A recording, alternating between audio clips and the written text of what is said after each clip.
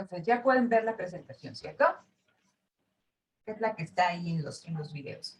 Entonces, nada más quiero poner esta cuestión. Vean, dice, las empresas se diferencian entre sí en la medida en que controlan de manera distinta los recursos que son necesarios para implementar sus estrategias. Entonces, platicábamos que contrario a la visión neoclásica, las empresas no son iguales, ¿no? Las empresas se diferencian entre sí y esta diferenciación está basada en los recursos, que los recursos de cada empresa son heterogéneos, ¿sí? Entonces, no solamente un equipo tiene a Messi y otro tiene a Cristiano Ronaldo. Son diferentes recursos, cada uno con capacidades, con habilidades distintas, que lo puede requerir en un momento determinado. Entonces, no solamente tienes recursos distintos, sino que la empresa va a gestionar a ese recurso con el que cuenta de forma diferente. Platicábamos que puedes tener, ambos equipos de fútbol tienen un director técnico, sin embargo, cada director técnico tiene una forma de hacer las cosas. Plantea la estrategia distinto para ganar un partido. Entonces, lo que nos está diciendo esta visión es que las empresas se van a diferenciar entre sí en la medida en que controlan de manera distinta los recursos que son necesarios para implementar su estrategia. Ambas quieren ganar, ambas plantean de forma distinta la estrategia para ganar y ambas controlan de manera distinta los recursos heterogéneos con los que cuentan. ¿Sí? Entonces dice, las diferencias son relativamente estables. ¿Ya vieron con el doctor Andrés algo que tiene que ver con la senda de dependencia?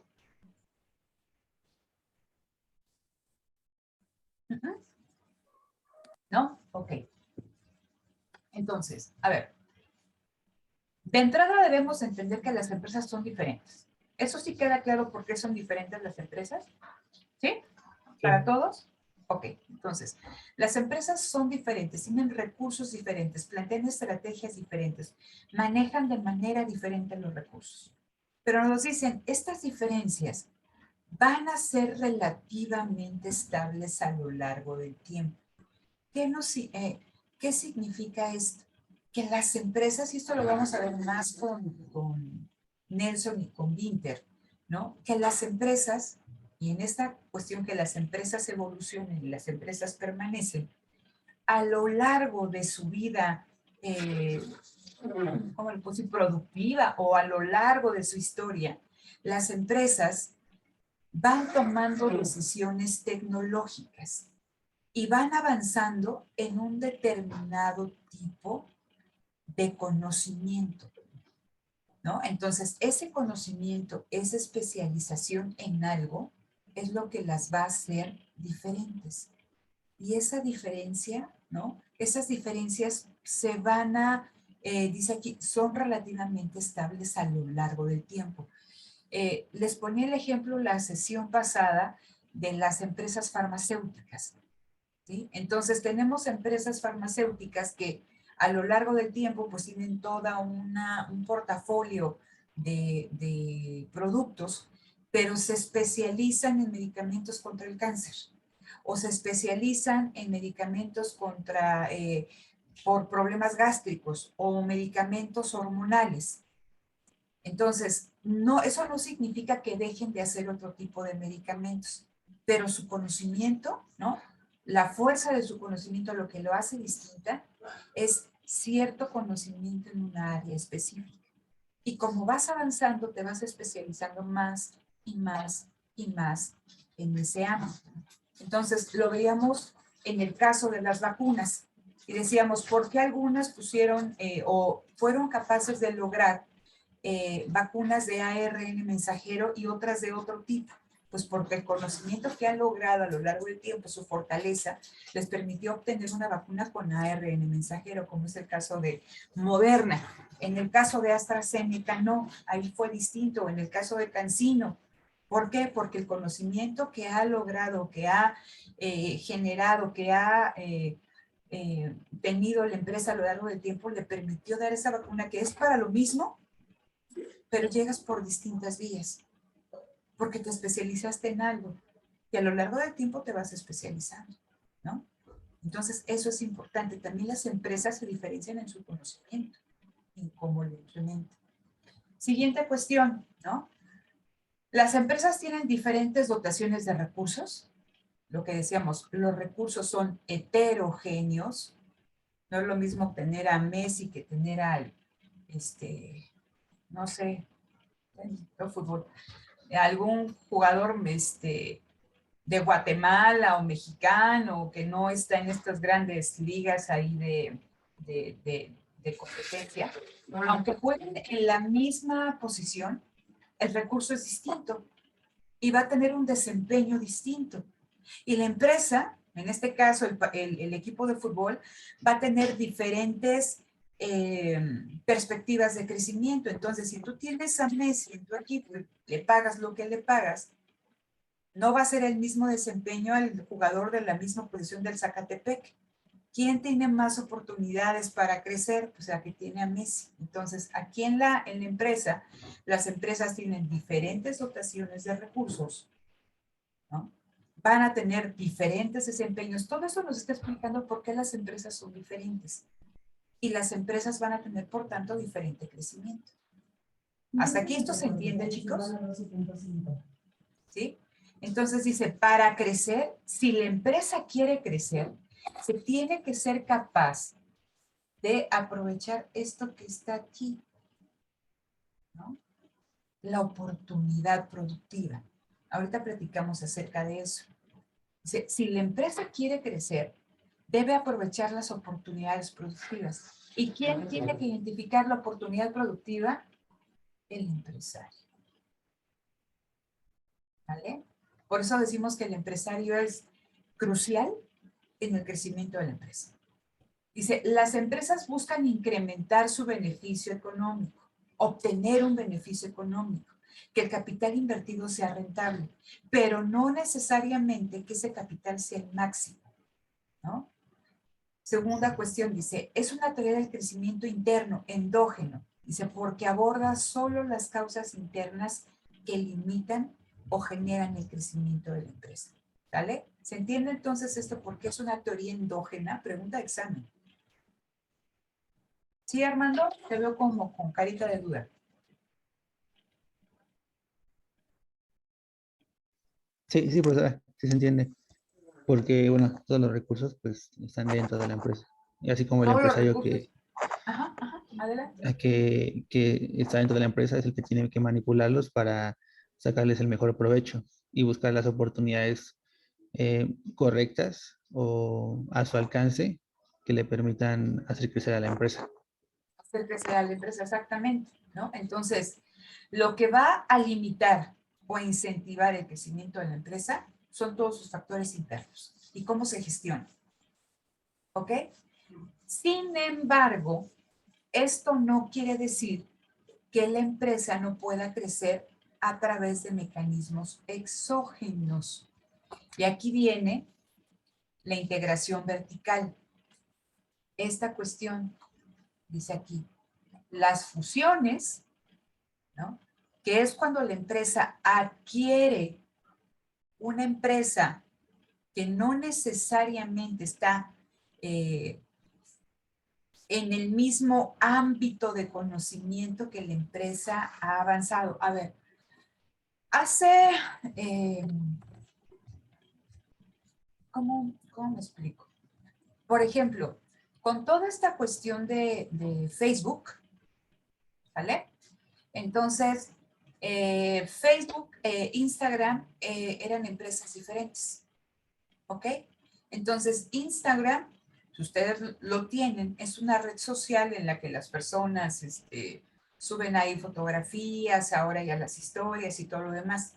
Entonces, esta empresa surge y se va especializando en esa tecnología o en esos servicios. ¿Qué hace Facebook? Para tratar de incursionar en lo mismo que hace Instagram, no, ¿cómo se llama?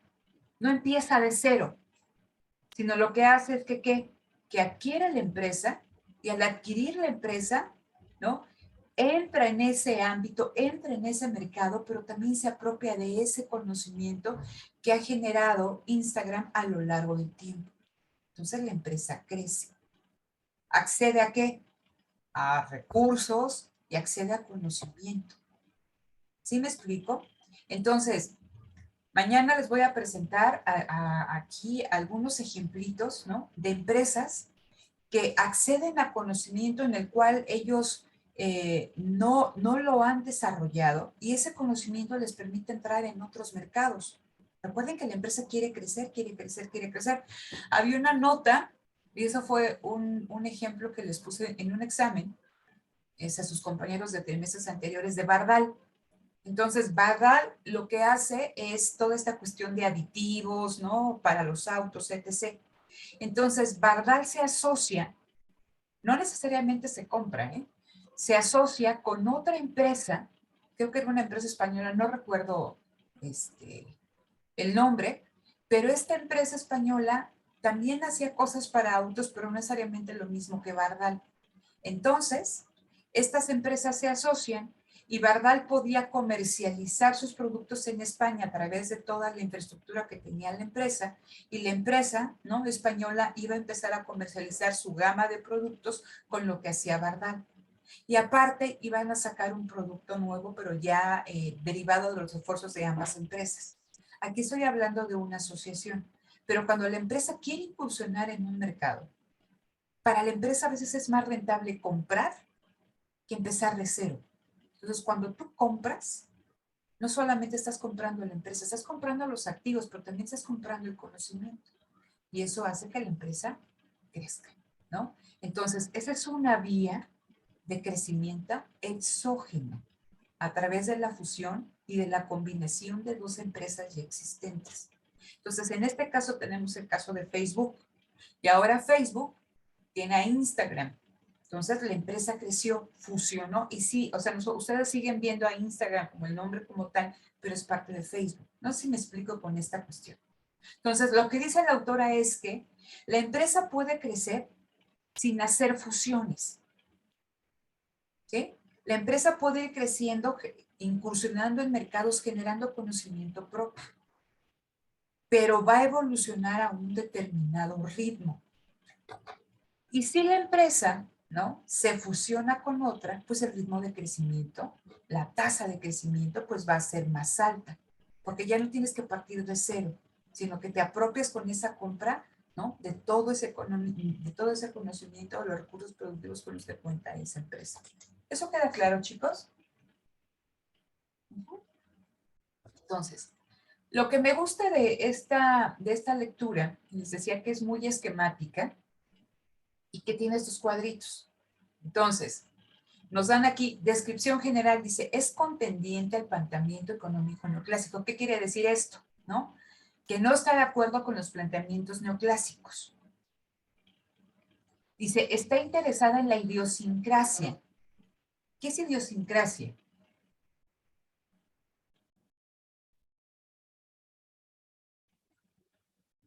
Googleenle.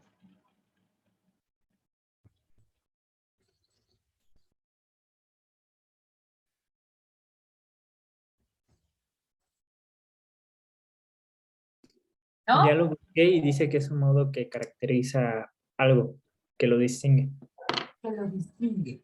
Entonces, si es contendiente, si es contestataria, si es contraria al planteamiento económico neoclásico, dice que este planteamiento de las capacidades o de los recursos se va a centrar en identificar por qué las empresas son distintas, ¿no? De esto partimos, de que nos decían que las empresas en el enfoque neoclásico todas son iguales, ¿no? En un mercado perfectamente competitivo.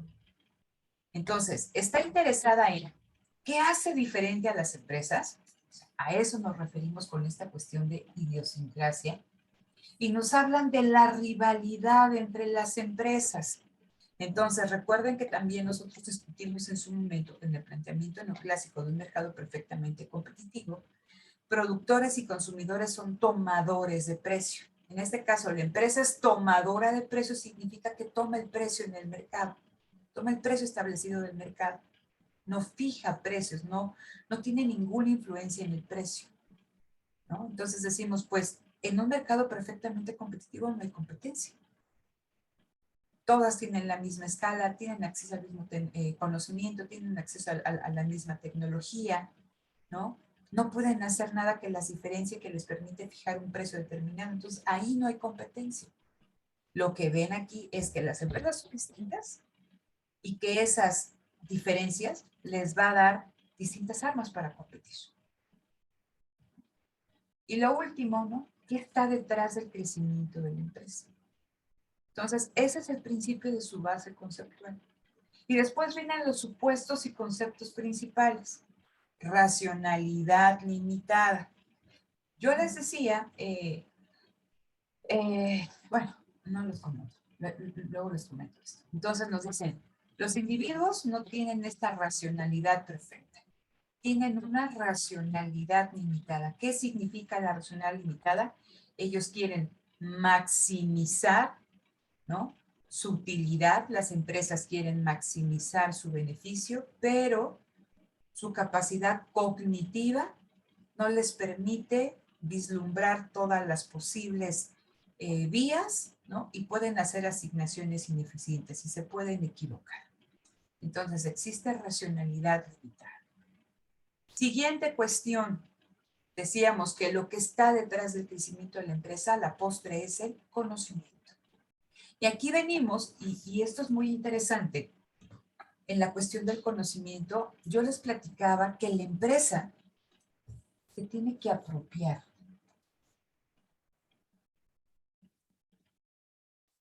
de este conocimiento. Mi pregunta para ustedes sería, a ver, Eduardo, ¿de qué manera una empresa se apropia del conocimiento que genera?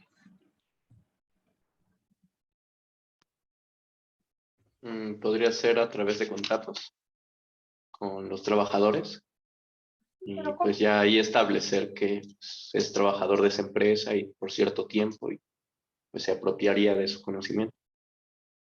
A ver, ok. Eduardo, tú vas a trabajar para mí durante un año, ¿no? Yo soy la empresa Patito de ULSA. Entonces tú vas a trabajar y vas a hacer uso, ¿no?, de todo tu conocimiento profesional, tu experiencia, ¿no? Que esa es otra cuestión importante, la experiencia, ¿no? Tus habilidades durante ese año. Y cuando te vas, si no te renuevo, pues estoy perdiendo todo eso que tú le puedes dar a la empresa. Pero ¿qué pasa con el conocimiento que tú ya tienes, Eduardo? ¿Lo vas a implementar en otra empresa? Sí, ¿no? Entonces yo yo como la empresa que te contraté, que durante un año creé las condiciones para que no solamente tú desarrollaras tu conocimiento, sino que generaras más conocimiento. Si tú te vas, pues adiós conocimiento. ¿De qué manera la empresa se apropia del conocimiento? La capacitación de empleados, ¿cómo, Delia?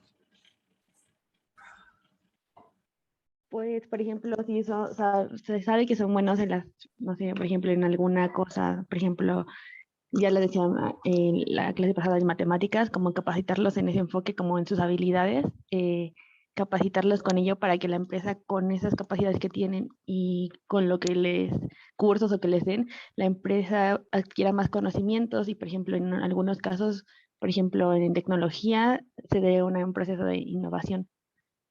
Pero bueno. No, está bien, Delia, muchas gracias. A ver, pero yo quiero que piensen en esto. La riqueza de la empresa está en sus recursos, ¿cierto o no? Ok.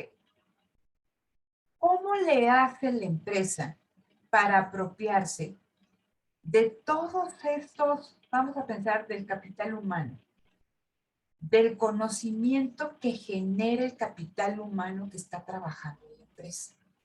¿Cómo le hago para apropiarme de ese conocimiento?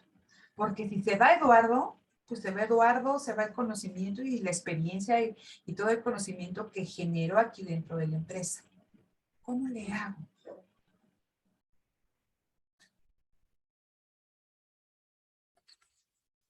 A ver, Roberto, ¿se te ocurre algo o no? Es que lo único que se me viene a la mente sería como que Eduardo le enseñara a alguien más lo que él sabe hacer. Por si se va, si la empresa no pierde ese conocimiento.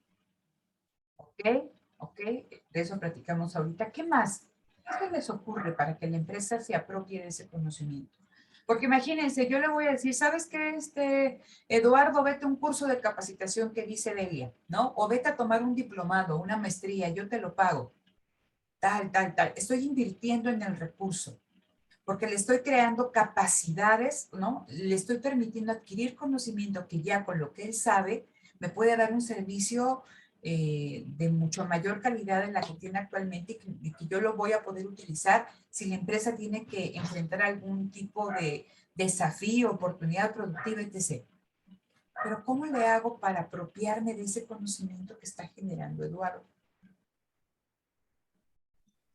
Bueno, creo que puede ser también a partir de rutinas establecidas en el cual la empresa tiene un comportamiento de producción y de estrategias.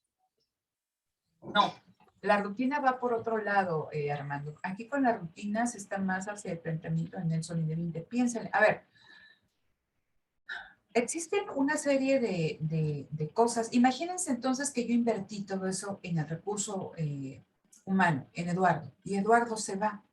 Yo como empresa, ¿me apropié de lo que pueda generar Eduardo? No, es una fuga. ¿Qué se hace o qué puede hacer la empresa? ¿Existen acuerdos de confidencialidad?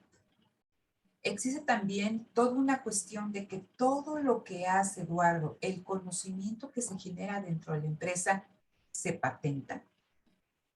Y no sé si han escuchado de toda esta cuestión, y ese es un ejemplo importante, de toda esta cuestión del ISO 9000. ¿Sí lo han escuchado o no? ¿No? ¿Ni idea? Ok. Si ustedes van a una empresa, dependiendo del giro, ¿no? Esto es más vinculado con empresas manufactureras, está la norma ISO 9000, que es una norma de estandarización a nivel internacional. Entonces, cuando ustedes pasan enfrente de una zona industrial, a veces hasta fuera de la empresa tienen ahí el símbolo de que empresa certificada ISO 9000 tal cosa. Y les digo, depende del ámbito de actividad de la empresa. ¿Qué pasa con esta cuestión de la certificación? En estas normas ISO 9000, lo que se dice es que lo que esté escrito se lleve a cabo y que lo que se lleve a cabo esté escrito. Yo como empresa, para contratar un proveedor, me va a dar mayor certeza que una empresa tenga, ¿no? O que se rige en su funcionamiento bajo la forma o bajo la norma ISO 9000, porque me aseguran, digo, es una norma muy amplia y les dicen, a ver, todas las personas en su puesto de trabajo deben de tener un instructivo. Y en el instructivo dice, desde que te pones el uniforme, te pones el material de seguridad, cómo prendes la máquina, ¿no? Todos los pasos desde A hasta Z. Si existe una eventualidad, a quién le tienes que hablar, cómo paras el proceso. Si hay un material que no cuente con las cuestiones que tú estás evaluando, ¿en dónde lo pones, no? En una zona, ay, se me olvidó, ¿cómo se llama? De no cumplimiento, ¿no? Ahí lo pones, a quién reportas, etc. Entonces, todo está totalmente vigilado. Entonces, tú como empresa que sigues las pautas de ISO 9000, cuentas con procedimientos, cuentas con instructivos de trabajo, con un determinado tipo de formato, zonas de conformidad, zonas de no conformidad, cómo se van viendo las distintas evaluaciones del proceso, ¿no? A lo largo de todo, bueno, del producto a lo largo de todo el proceso. Entonces, estás tú asegurando que estás trabajando con cierta calidad, con cierto nivel de estandarización, que eres cuidadoso en tu proceso. Es bien importante. Entonces, yo como empresa que voy a contratar a dos empresas como proveedoras, la de Roberto y la de Eduardo, si veo que la de Roberto tiene una, y para eso van auditores certificados, ¿no? Por eso para que te den ahí como que el sellito, para ver cómo trabajas. Y te hacen una serie de auditorías y tiene que haber un departamento de auditoría interna y auditoría externa. Entonces, para mí va a ser más confiable contratar una empresa que, ¿no? Tiene esta cuestión de ISO 9000 a una empresa, pues que quizá cómo trabaja. ¿Ok? Entonces, todo esto que tiene que ver con la apropiación del conocimiento.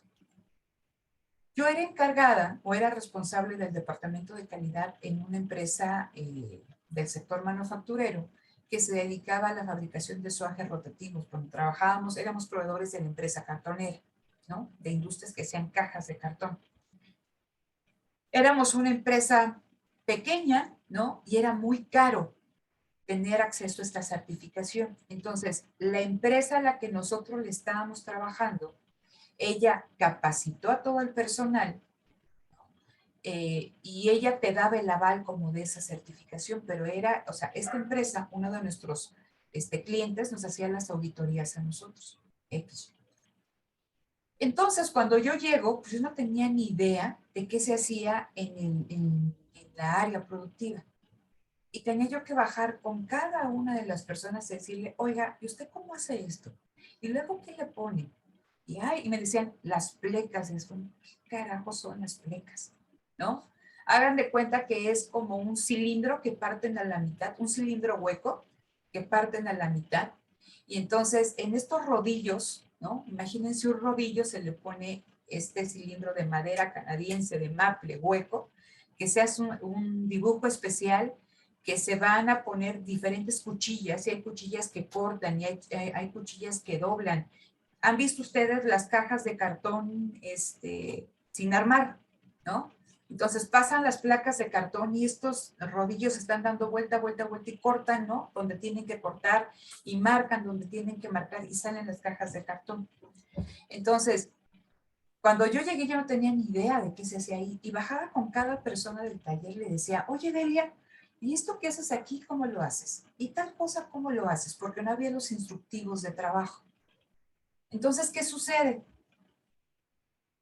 Lo que yo estoy haciendo como parte de la empresa es apropiarme del conocimiento del trabajador, porque queda como lo que antes no estaba codificado, todo aquello que no está codificado se pierde.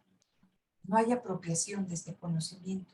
Entonces, cuando se hace toda esta cuestión de la estandarización y de la implementación a nivel internacional de todas estas normas de producción, lo que está haciendo la empresa es apropiarse del conocimiento del trabajador y codificarlo. Porque ese conocimiento codificado, algo que está escrito, se puede ¿qué? Se puede socializar y se puede compartir. Y es algo con lo que cuenta la empresa. Y va a ser una práctica productiva exclusiva de la empresa. Y esos documentos son, si ustedes los sacan, ¿no? Fuera de la empresa, eso puede ser un delito. Entonces, es bien importante que la empresa codifique el conocimiento.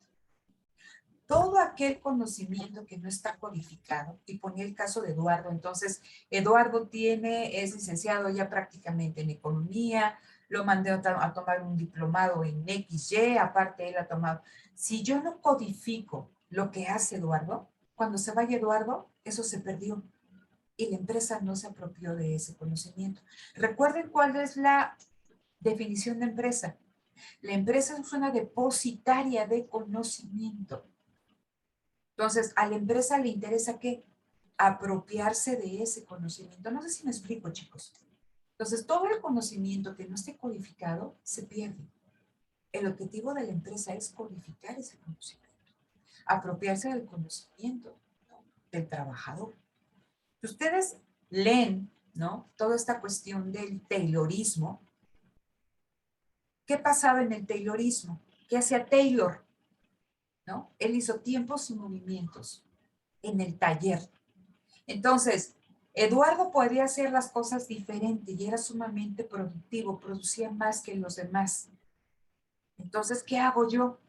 Veo qué hace Eduardo, lo anoto y también no solamente lo anoto, lo codifico, sino que lo voy perfeccionando.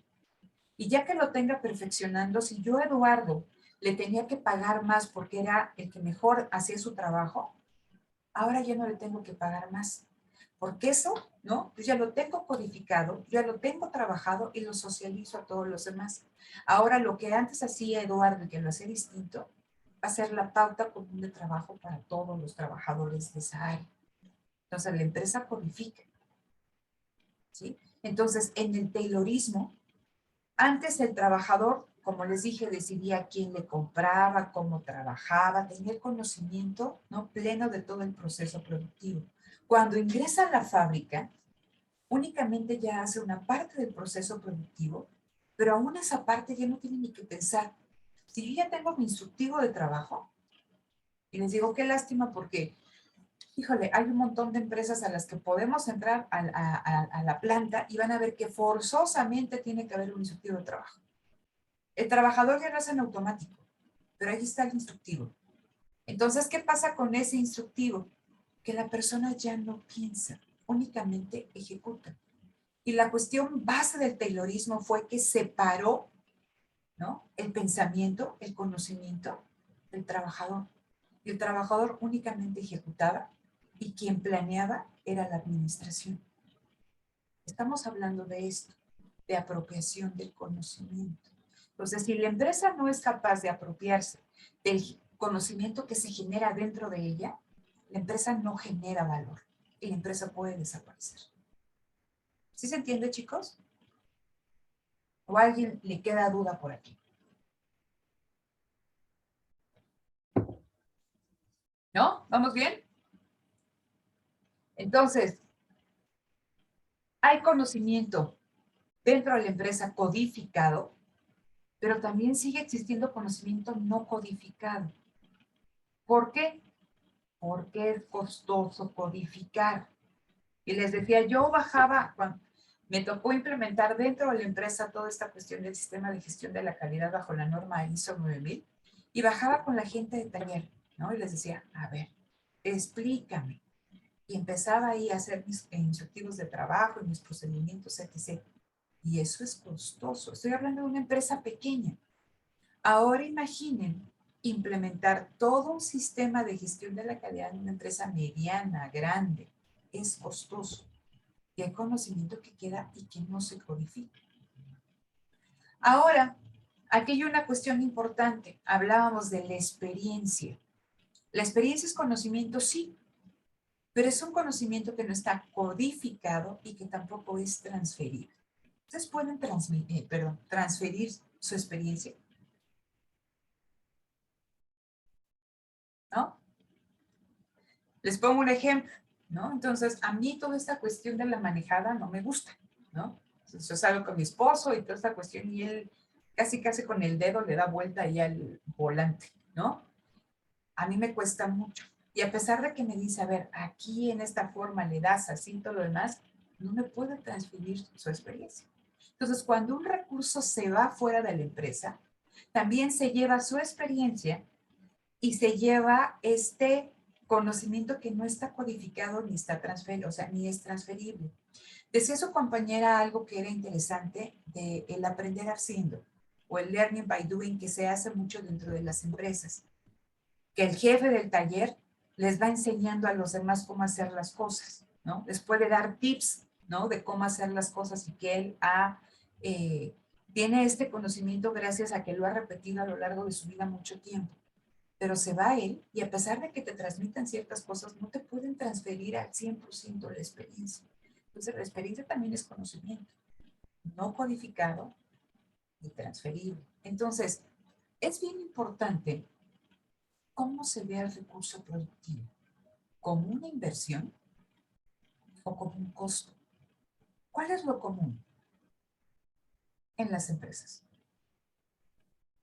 Que se invierte en el recurso productivo, que se promueva, que se quede dentro de la empresa, o simplemente estamos buscando, ¿no?, trabajadores comunes y corrientes a los cuales, ¿no?, les paguemos lo mínimo y que lo único que vayan a hacer a la empresa es ejecutar.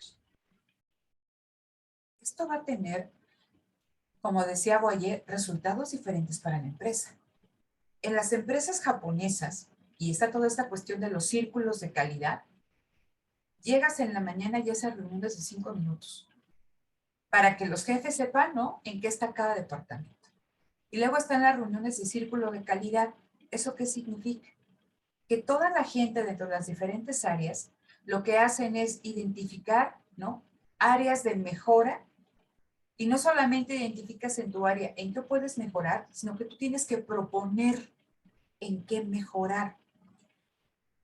Yo di mucho tiempo ahí en la FES Zacatlán toda esta cuestión de calidad y tenía precisamente en la materia de círculos de calidad, que es una especialidad que se da ahí en la FES, y todos mis alumnos eran prácticamente personas que estaban vinculadas con el sector productivo, por eso yo podía hacer muchas visitas a empresas. Entonces, tenía una alumna que trabajaba, ay, ¿cómo se llama esta? Bueno, se encargan de toda esta cuestión, venden lácteos y venden carnes frías, se me fue el nombre, ¿no? Y entonces ella me decía que a la semana tenían que identificar, o sea, como una política de la empresa es que identificaran como que una área de mejora y no solamente que la identificaran, sino como que propusieran algo, ¿no? Y tenían que estar sobre eso, sobre eso, sobre eso, sobre eso. ¿Para qué? ¿No? Pues para generar conocimiento, o sea, bajo esta idea de que todo lo que tiene que hacer la empresa es generar las condiciones internamente para generar ese conocimiento. Pero aquí es importante generarlo y apropiarte de él, ¿no? Entonces, esto en relación al conocimiento. Vamos rápidamente a la cuestión de la información. La información no es gratuita. Acceder a información es costosa y el conocimiento también es información. Codificarlo es costoso, ¿vale? Heterogeneidad y movilidad imperfecta de los recursos. Pregunta de examen y que siempre se me equivocan en esto. ¿Quién explica a qué se refiere con la heterogeneidad y movilidad imperfecta de los recursos?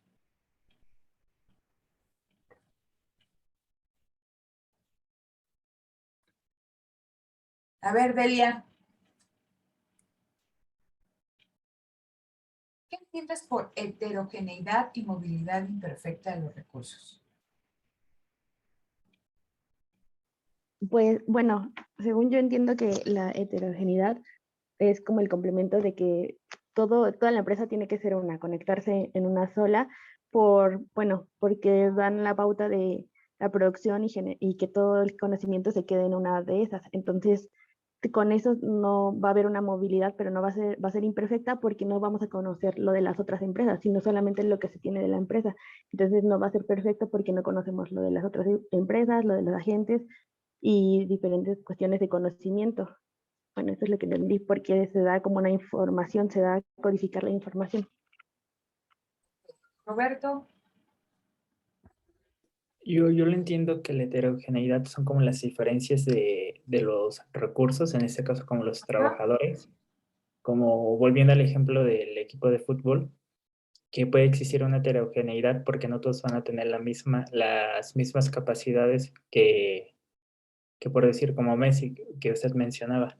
Entonces, viéndolo del lado de la empresa, igual, por decir, un trabajador puede ser muy eficiente armando cajas y otro no. Entonces, es donde se da la heterogeneidad, según yo.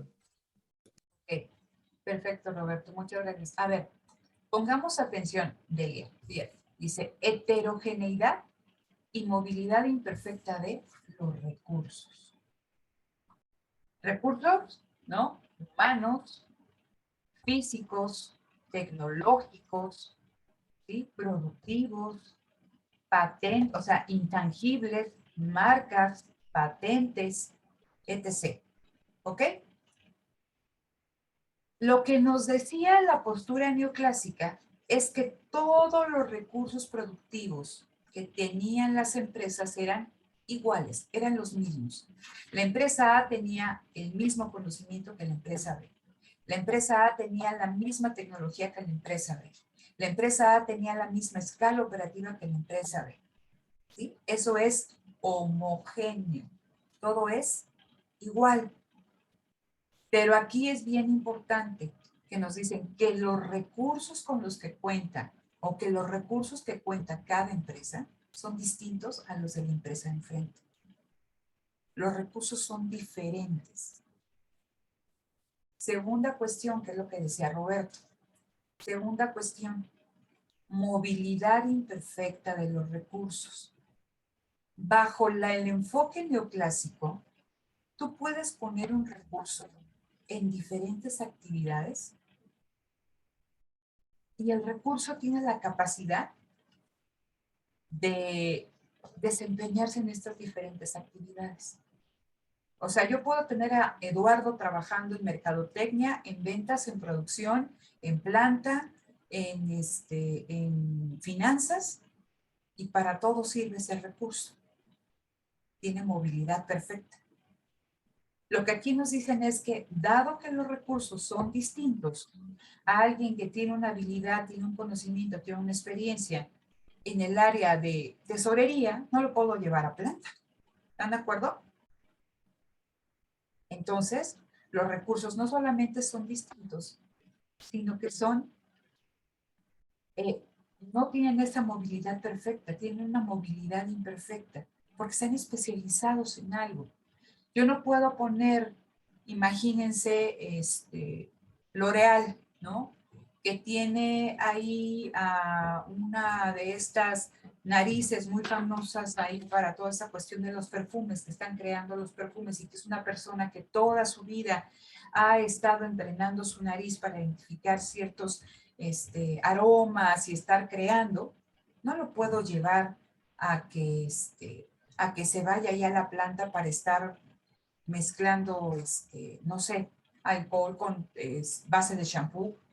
No lo puedo hacer porque el recurso es distinto, el recurso está especializado en algo y no lo puedo llevar a cualquier área.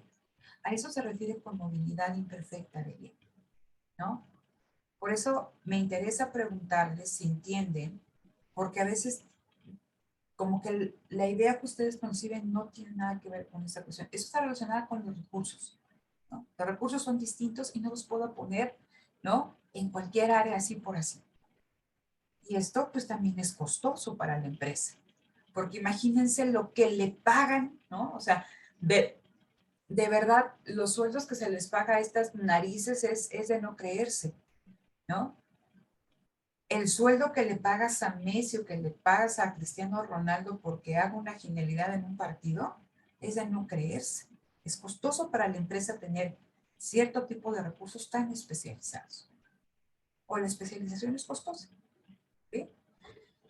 Siguiente cuestión dice, la existencia de la empresa está asociada a competencias individuales y colectivas. Ya lo platicamos. Y viene aquí, dice, una dirección emprendedora, y aquí viene el emprendedor schumpeteriano, dice, es un recurso de especial importancia para la firma, ¿no? El empresario emprendedor, ¿sí? El empresario que arriesga, el empresario que tiene esa víscera, porque a pesar de no conocer las cosas, se avienta a hacer las cosas, que tiene hambre por ganar, que es averso al riesgo, ¿sí? Que lo hace con miedo, que está buscando la oportunidad de crecer, ¿no? Que tiene que convencer inversionistas, entrar en áreas que no conoce, que se arriesga. Entonces, estamos hablando de este empresario emprendedor. Si el empresario no es líder, si el empresario no es emprendedor, dice aquí, ¿no? Penrose, que la empresa pues puede ir al declive porque no va a crecer. Entonces piensen ahora que empezó la pandemia, ¿no? Y entonces que empezó toda esta cuestión de lo del gel y de las mascarillas. Muchas empresas empezaron, o sea, vieron esa oportunidad y sus empresarios empezaron a reconvertir entonces para fabricar el gel en alcohol y para fabricar mascarillas, ¿no? Entonces identificaron la oportunidad y fueron tras ella.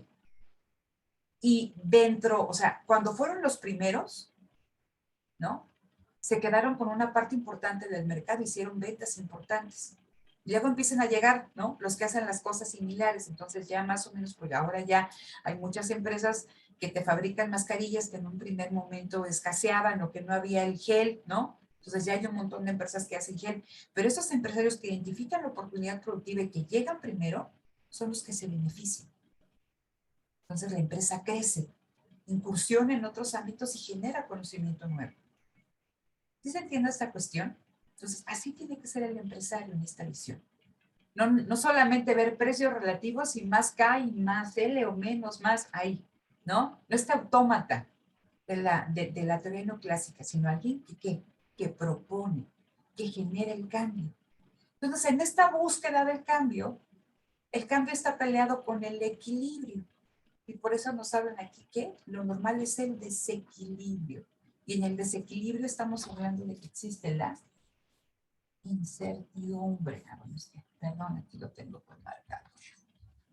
A ver, entonces, en desequilibrio tenemos la incertidumbre.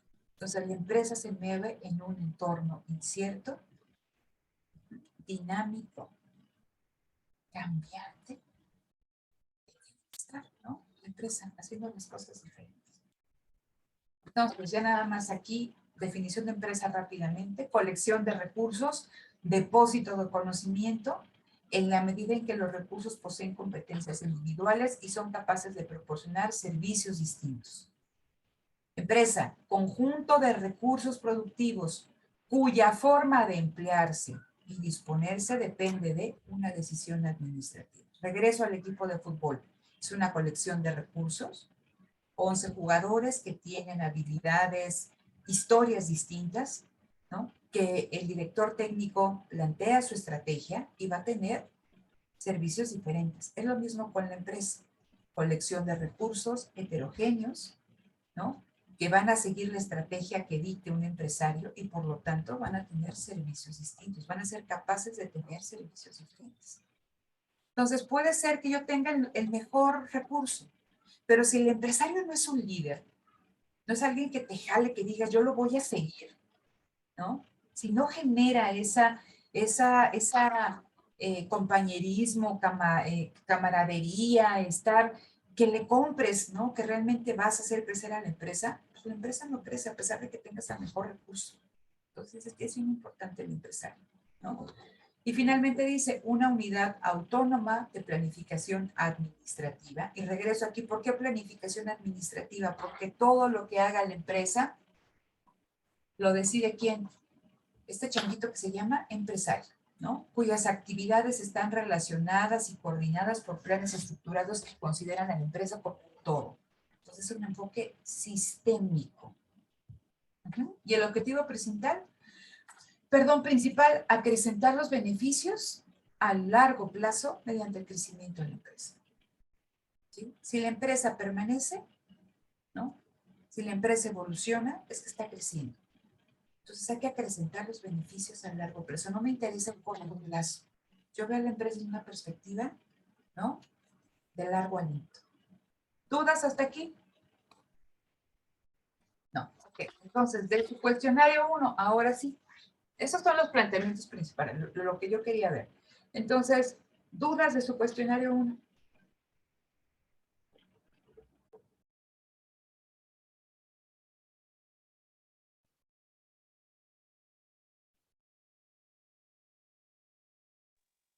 Yo no, es del cuestionario 8, yo sí tengo duda. Entonces, en este primer cuestionario, ¿no tienen duda? Bueno, yo Delia, igual dime, Armando. un poco acerca de las rutinas. Eh, Estas, bueno, como lo plantean, son un conjunto de procedimientos y una organización que lleva a cabo la empresa, así como si fuera en cadena y que esta es predecible. Esta no sé si tenga como una relación demasiado cercana con la utilización de conocimiento y la generación de experiencia. La generación de experiencia, sí, pero a ver, bueno, a ver, entonces del 1, bueno, del primer cuestionario, y a ver, déjenme aquí, paro esto y déjenme revisar cuál es el primer cuestionario, porque si no, yo estoy perdida. A ver, entonces, empresa, trabajo de clase, cuestionario 7, que es el cuestionario 7.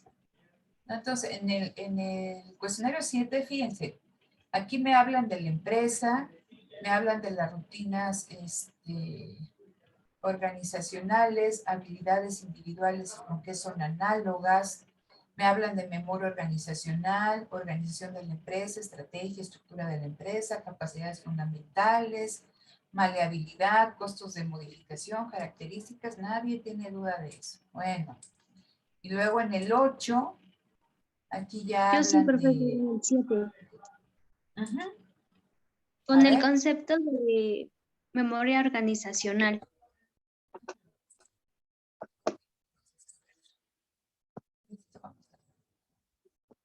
Me dicen Que cuando ya es lo plan vean. 4. Ok. Ya lo veo. Entonces, perfecto. Ok. A ver.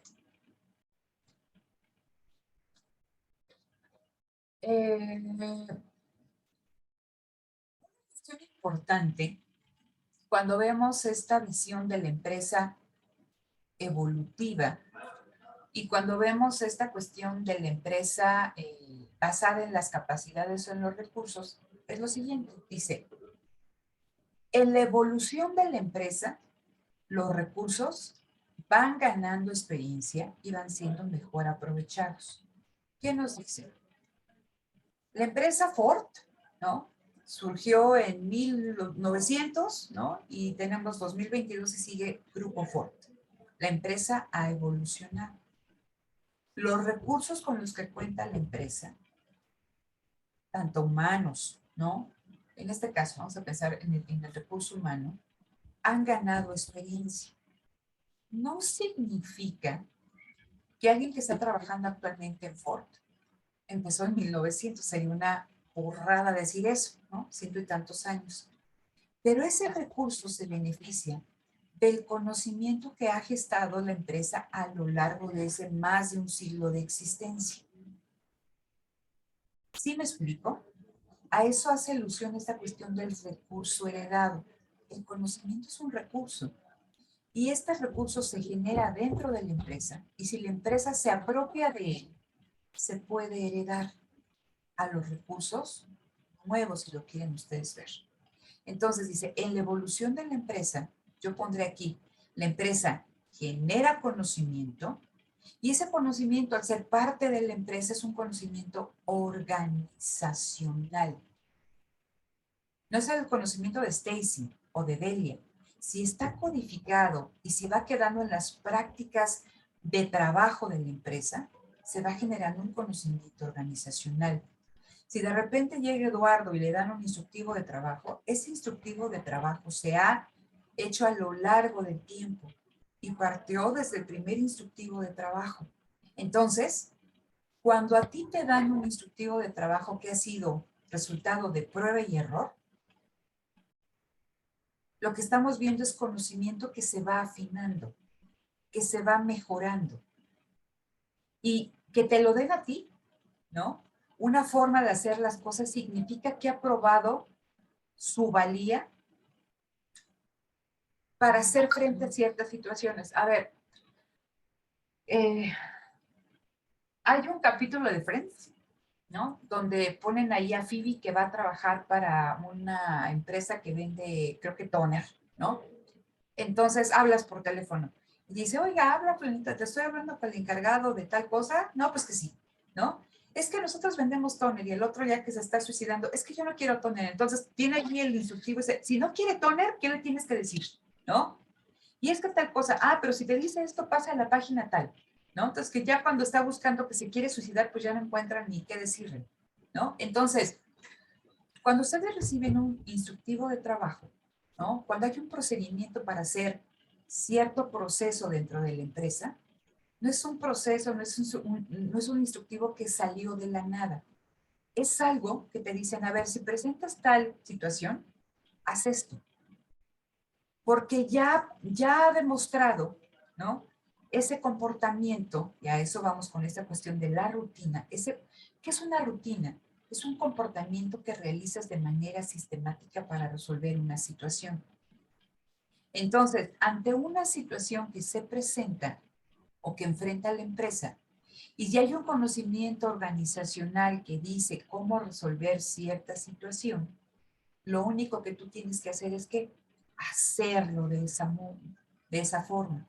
Entonces, eso es un conocimiento que se ha generado, se ha ido afinando a lo largo del tiempo. Y ahí va a estar. Es un recurso heredado. Esto lo van a discutir Nielsen y Winters. Esto del recurso heredado en la continuidad de la empresa. Entonces, Si te dice, o sea, tu abuelito, ¿no? Le dijo a tu papá, ¿no? O el papá de tu abuelito le dijo, ¿sabes qué? Si vas al campo y ves estas vallitas rojas, no te la comas. Va el papá con el abuelito, si vas al campo, no te comas estas vallitas rojas. Si vas tú con tu papá y te dice, si vas al campo, no te comas estas vallitas rojas, ese es un conocimiento heredado. Y que dices que si tú vas, ¿no? Al campo con tu hijo y ves eso, mira, ¿no? Sabemos por experiencia que si yo como esto, me va a pasar esto. Entonces mejor no me lo como. No sé si me explico. Eso es un conocimiento que se va transmitiendo de generación en generación. Y eso pasa dentro de la empresa. Se genera conocimiento para enfrentar ciertas situaciones. Si bajo una situación funcionó, si bajo otra situación funcionó, si bajo la tercera situación, si una vez, dos veces, tres veces funcionó, ¿no? Lo vas heredando. Y entonces ya llega Stacy, ¿no? A una empresa a trabajar y se da una situación, pues ya sabe la empresa qué hacer. Y repites ese comportamiento. Al final eso es una rutina, es un comportamiento repetitivo ante cierta situación que te permite ya no pensar sino ejecutar, te permite tener un comportamiento más eficiente. ¿Sí? Entonces, pero esto se logra gracias a ¿qué? A esta memoria organizacional. Entonces, en la evolución de la empresa, los recursos van ganando experiencia, pero también van siendo mejor aprovechados. Siguiente cuestión que dice aquí, la empresa no puede sobrevivir a la dispersión de sus activos y de su personal. ¿A qué se refiere esto? Que Grupo Ford, ¿no? O sea, decimos que empezó en 1900 y es 2022 y está Grupo Ford. Pero Grupo Ford no hubiera podido sobrevivir si su conocimiento se hubiera dispersado, si no hubiera sido capaz de codificar y apropiarse de ese conocimiento. Entonces, la dispersión de sus activos y de su personal. ¿Sí?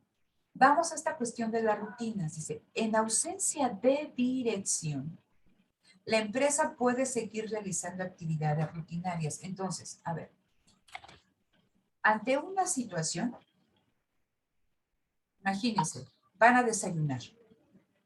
En la mañana y para eficientar, ustedes ya saben que se pueden hacer un sándwich de jamón, una sincronizada, un cereal con leche, tienen 3, 4, 5, ¿cómo se llama? Desayunos. Y sobre eso actúan. Sábado y domingo quizá ya pueden tener un desayuno más elaborado. Que son comportamientos rutinarios. Te levantas, te peinas, te lavas los dientes, desayunas, te vuelves a lavar los dientes, te vistes, te vas ahí a la parada del camión o tomas tu auto. O sea, ya tienes un comportamiento que ya ni lo razonas. Eficientizas, ¿sí? Ante una situación. Si tú sabes que tienes que ir a sacar libros a la biblioteca, ya sabes qué tienes que hacer, o tienes que pagar una multa, sabes qué tienes que hacer, ¿no? Entonces, ante la misma situación, haces un comportamiento rutinario, similar. Entonces, piensen en la empresa. A lo largo de la empresa, a lo largo del tiempo, la empresa lo que hace es que enfrenta situaciones. Estamos en un entorno dinámico, incierto. Pero hay situaciones que se repiten muchas veces. Entonces, la empresa ya cuenta con una serie de rutinas, de comportamientos establecidos para hacerle frente a esa situación. ¿Vale? ¿Se entiende hasta acá? Siguiente cuestión. Si se va el director, si se va el empresario, la empresa puede seguir viviendo, ¿no? Avanzando, realizando sus actividades rutinarias, ¿sí? O sea, puede seguir haciendo lo mismo, puede seguir pagando la nómina, puede seguir haciendo lo mismo. Pero dice, y esto es bien importante, yo puedo seguir haciendo lo mismo, pero no debo de perder de vista que lo que quiere la empresa es crecer, evolucionar. Y alguien que hace continuamente lo mismo, ¿tiene posibilidades de crecer? Pregunta, a ver, entonces, nos fue requete mal a todos en el primer parcial. Tuve ciertas prácticas, ¿no? Ante una situación yo tuve cierto comportamiento. Si ustedes repiten ese comportamiento para el segundo parcial, ¿cuál va a ser el resultado? Pues el mismo que el pasado. El mismo. Es el mismo que el pasado, ¿no? Entonces, si yo quiero, o sea, si yo repito lo mismo, va, ¿no? Ya sé a dónde voy a dar, dice, pero en el caso de la empresa, dice, quizá no sea capaz de crecer con las rutinas existentes, con un comportamiento repetitivo. Entonces, para enfrentar los cambios en el entorno y permanecer en el mercado, la rutina no tiene que asirse a lo que hace de manera, a lo que sabe que le funciona, sino que tiene que, ¿qué? Tiene que arriesgarse y tiene que crear conocimiento nuevo. ¿Por qué? A ver, estoy buscando como un ejemplo sencillito para escalarlo. Si a ustedes se les ocurre alguno, bienvenido. A ver, déjenme pensar. Ok, ustedes para regresar a su casa, ¿no? Imagínense que estamos en la universidad, entonces ya saben que lo único que tienen que hacer es ir a la esquina y está el Metrobús. Todos utilizamos Metrobús. Okay. Pues ya sabes cómo está lo del Metrobús. Eso es lo que haces. Es un comportamiento repetitivo. Entras, bueno, presentas tu tarjeta, tal cosa, etc. Si te quedas sin saldo, ya sabes qué tienes que hacer, etc. ¿Qué pasa si de repente cancelan esa parada del Metrobús? ¿Hay un cambio en el entorno? ¿Podemos seguir repitiendo esa rutina que teníamos tan hecha? ¿Qué tenemos que hacer? Buscar otra ruta. Buscar otra ruta para poder tomar el Metrobús o buscar otra forma que, híjole, pues tengo que caminar hasta Tecnoparque, pues es que pues sí, pero si está lloviendo, entonces mejor veo alguna forma cercana para que yo me pueda mover. Entonces, si trasladamos este ejemplo tan bizarro, ¿no? Al ámbito de la empresa, las condiciones que enfrenta no son siempre las mismas. Entonces la empresa, ¿no? Puede seguir haciendo lo que ya sabe, aplicando rutinas que ya tiene, algo que le genera un determinado resultado, piensen en lo que platicábamos del examen, pero si quiere crecer, tiene que hacer las cosas distintas. No puedes enfrentar un medio cambiante haciendo siempre lo mismo. Por eso dice aquí, para enfrentar los cambios del entorno y permanecer en el mercado, la empresa tiene que crear ¿qué? Nuevo conocimiento, nuevas rutinas. ¿Sí? Entonces, de lo que tú me preguntabas, Armando, la rutina tiene una parte bien importante de conocimiento, pero a veces las rutinas, ¿no? Y con esta cuestión de que las rutinas no te van a servir para cualquier situación. Entonces, las rutinas es un recurso heredado dentro de la empresa. Pero para enfrentar el medio ambiente, la empresa tiene que generar nuevo conocimiento y luego ya si ese conocimiento se codifica y comprueba que es útil bajo diferentes situaciones, se generan nuevas rutinas, ¿no? Entonces, sí es importante esta cuestión. A veces las rutinas son propias a la empresa y no se pueden transferir. Porque ¿cómo se logran esas rutinas? Gracias al conocimiento individual y al conocimiento colectivo, a la memoria organizacional, que es lo que veíamos en lo que me preguntaba aquí Stacy. Esto también es importante, ¿eh? Lo de la competencia. Bueno, ahorita voy un poquito más a lo que me preguntaba Stacy. Tenemos dos tipos de competencias, la competencia empresarial y la competencia directiva. Vean, la competencia empresarial es el empresario, es este empresario emprendedor que dice, tiene una predisposición a la búsqueda del éxito, a arriesgarse. Es proclive al riesgo, no está averso, es proclive al riesgo. Está buscando un beneficio que puede ser cierto o incierto. Se anima a buscar. ¿Sí me explico? Eso es el empresario. ¿Quién es el directivo? El que ejecuta todos los días, ¿no? El que ve los pagos al personal, el que ve el pago a ¿cómo se llama? A la Secretaría de Hacienda, el que está viendo, o sea, el que está a cargo de la gestión administrativa de la empresa. Dice, los directivos solo coordinan la actividad operativa diaria dentro de un marco administrativo dado. Hacen las cosas igual. La empresa puede crecer si está comandada por sus directivos. Perdón, puede permanecer si está comandada por sus directivos, pero no puede crecer si hace las cosas pues así, ¿no? Necesita de este empresario emprendedor. ¿Vale? Ahora, déjenme, paso aquí. Aquí, no hagan caso y le voy a cambiar de una vez porque es la competencia empresarial. Fíjense, ¿cómo tiene que ser el empresario?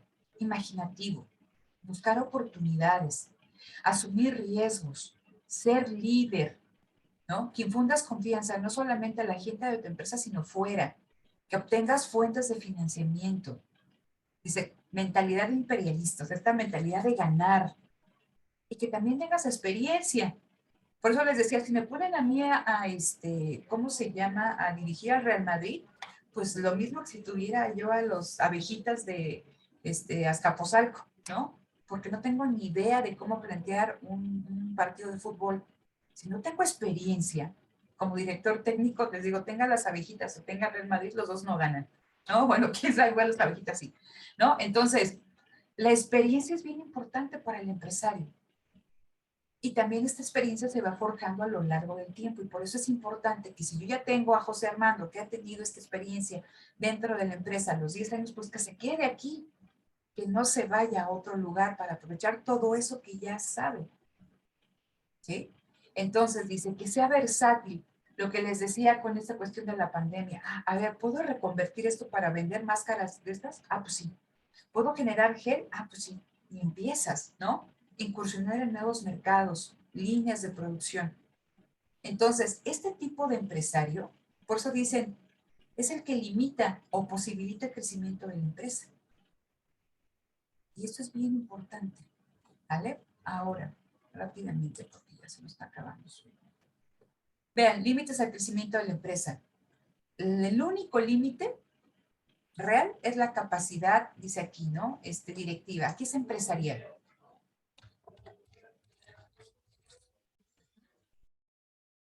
Dice también, otro límite a la empresa es la situación del mercado de factores y o de productos, son condiciones externas. Entonces, imagínense una empresa que tenía todo un modelo productivo, todo un modelo de negocios que estaba pensado para otro contexto económico, social y político que en 2019, ¿no? Entonces, dice aquí, la dirección de la empresa, el empresario se genera una imagen de ese medio ambiente. Entonces, ustedes imagínense que eran CEOs de una empresa en 2019, ¿no? Finales de 2019. Entonces, en diciembre estaban viendo sus planes de expansión, habían empezado a hacer una planta en el Bajío y todo lo demás. 2020 y la pandemia. Ustedes en 2019 tenían una imagen de este medio ambiente y todo cambia. 2021, 2020, 2021, 2022. ¿Eso impacta el crecimiento de la empresa? Sí. ¿Por qué? Vean qué ha pasado en la industria automotriz, que han tenido que frenar el proceso productivo por esta ruptura de las cadenas de suministro, ¿sí? Porque no tienes acceso a microchips. Y eso ha impactado a la cuestión productiva, pero también a la cuestión económica y financiera de las empresas. ¿Cuántos restaurantes no cerraron ahora a raíz de la pandemia? Importantes, ¿eh? Desde chiquitos, o sea, grandes. ¿Por qué? Por esto. Porque su empresariado, ¿no? Se hizo una imagen de lo que pasaba afuera, pero las condiciones externas también son un límite al crecimiento de la empresa. Entonces, estas dos últimas cuadros, ¿no? El amarillo y el gris nos hablan de esto. El primer límite es la capacidad empresarial. Si no aprovecha las oportunidades, si no busca oportunidades, si no genera oportunidades, la empresa no va a crecer. Puede desaparecer. Pero también hay situaciones externas. Mercado de factores, lo que les decía, ¿no? No tenemos acceso a suministros, a microchips. Vean las noticias de que estaban hace unos días, ¿no? Los contenedores parados ahí para acceder a los puertos en Estados Unidos. No podían entrar. Y tenían, o sea, que contratara a trabajadores para que el puerto estuviera trabajando día y noche para dar acceso a estos contenedores. Y si no entraban los contenedores, pues no entraban todos los suministros que requerían las empresas. Eso limita el crecimiento de la empresa. Y también esta cuestión que platicamos, ¿quién esperaba una pandemia de este tipo? Eso es la incertidumbre brutal. O sea, en su máxima expresión ni la conocíamos, ¿no? Si ustedes les hubieran dicho en 2019, a mediados de 2019, que no iban a poder salir de su casa sin cubrebocas, que los tenían que vacunar porque si no te andabas ahí pasando tal cosa, o que íbamos a estar tomando clases aquí, pues no lo hubiéramos creído. Entonces, lo mismo para la empresa. Limita el crecimiento de la empresa. Y ahora, a ver, lo que me gustaría mañana platicar un poquito acerca de esto, y sí les pido que lo revisen, voy a compartirles esto. A ver. ¿Dónde están? ¿Me dicen si lo ven? Sí, ok. Entonces, del cuestionario 7, mañana vamos a hablar acerca de esto, ¿no? Pero creo que aquí...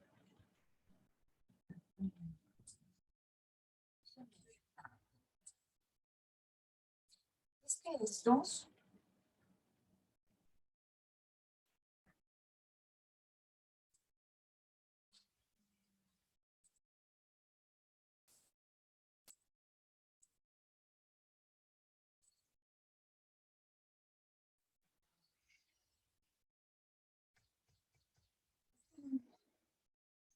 Tengo que revisar, porque creo que este cuestionario, estos dos cuestionarios, no están tan vinculados con estas lecturas. Déjenme ver y lo platicamos mañana, porque creo que hace falta un cuestionario en específico para estas lecturas.